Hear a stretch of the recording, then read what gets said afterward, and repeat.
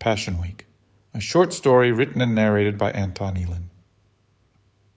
He sat behind the wheel, tired, bronzed from the bright summer sun, smelling of fresh alpine meadows, crusty warm bread and wine, a little exhausted from playing with the kids and passionate kisses with his wife, but still filled with a happy peace and sweet oblivion that only a joyful father of a happy family can experience. A day spent with his children and wife in nature had given him strength and vigor, and he knew that another week of restless sleep in airplanes, hotels, and tedious office meetings wouldn't be able to kill this extraordinary feeling of wholeness and harmony with everything that exists. He was driving his family home. They slept while he thought and remembered. Once he had been young, dreamy, and open. Life was entirely different. He wanted too much and lacked patience and endurance. He often felt fear but strived to be a hero. He hated losing but lost more and more often. He couldn't stand goodbyes, yet he said them often. He wanted to live and indeed did live, although in his youth he didn't realize it. He often fell in love, and once he loved truly deeply. God, how long ago that was, as if in another realm, some different world. Back then, it seemed time had stopped. The trees stood still.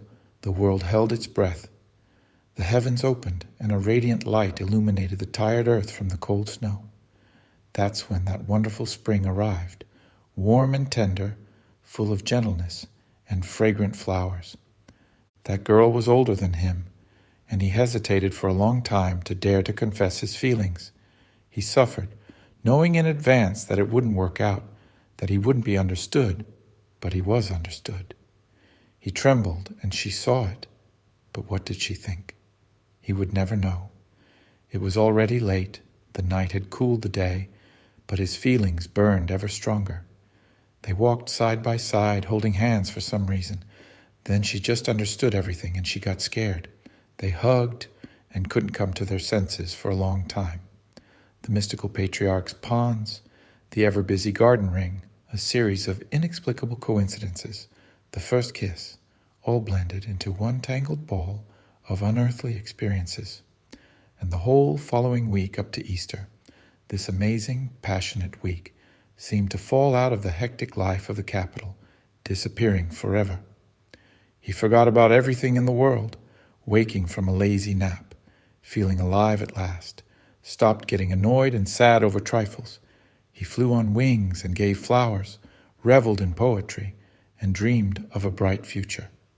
But how fleeting earthly happiness can be, and how ironically fate treats us. The clock moved on, the heavy pendulum swung, and the noise from the dusty street burst in through the window. A lot of time had passed, but he still secretly remembered her shining, radiant eyes, her lush, fragrant hair, her light and quick gait, her thin, beautiful lips, which he had once been lucky enough to kiss. And it was still hard for him to remember how, feeling depressed and full of despair, he gave her horrible dark roses when she loved yellow flowers, loved life, and was happy. Strangely, she went to the sea then, and he to the mountains. Did they come back different? Probably yes. Happier? He certainly did not.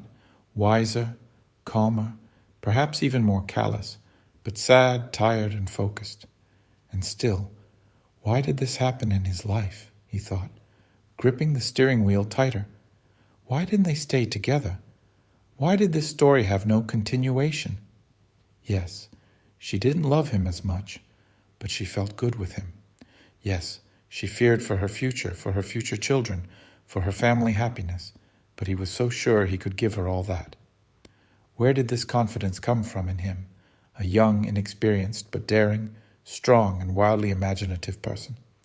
Where did her certainty of the impossibility of being together come from? Can one be sure of anything in this fickle, capricious life, when its script is constantly being rewritten and rewritten anew? Maybe tomorrow his plane will be blown up by a gang of crazed terrorists. Maybe tomorrow will be just like yesterday.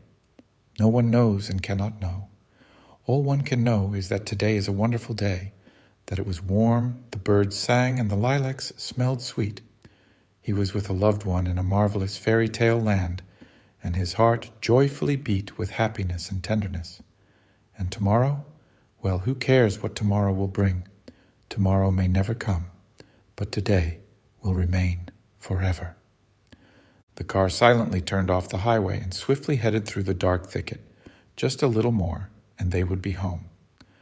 There awaited him a hot cup of tea with milk, a shower, and the warmth of their cozy bedroom. There, peace and simple everyday life reigned. There were no more passions and sufferings, no more sleepless nights, no more poetry, only prose, work, and well-deserved rest.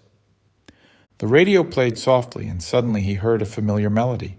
He didn't immediately recognize it, but when he did, his eyes filled with tears, and he, surprised and amazed at himself, hurried to take out a tissue. I'm an incurable romantic, he thought, and smiled. They had attended that wonderful concert. Then she was full of joy, but she still didn't know about his feelings. They stood in the crowd and danced, cheerfully singing along with the performers, and he so wanted to hug her, but was afraid. She said she would never forget that concert. He wondered, did she keep her promise? Was she happy? How sincerely he wanted her to be happy. Was he happy?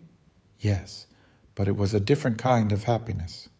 The happiness of being a father and a husband gradually turns into something habitual, something obligatory and intangible, and there are no more passions.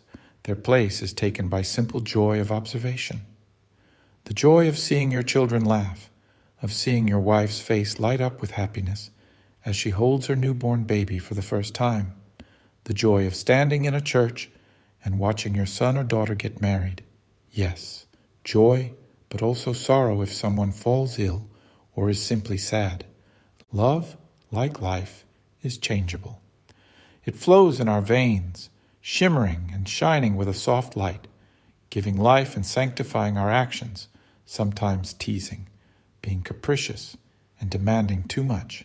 But if it weren't there would be nothing but the chaos of street disorder.